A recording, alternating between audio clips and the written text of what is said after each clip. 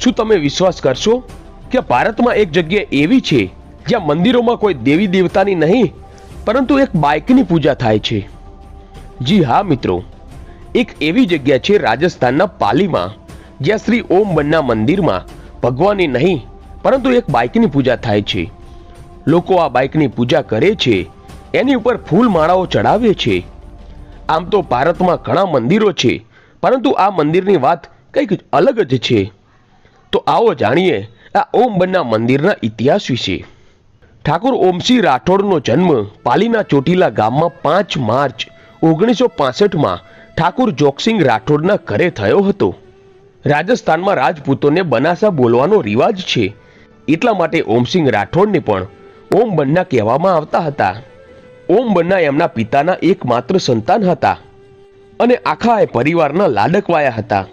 નાનપણથી જ એમને ખૂબ લાડ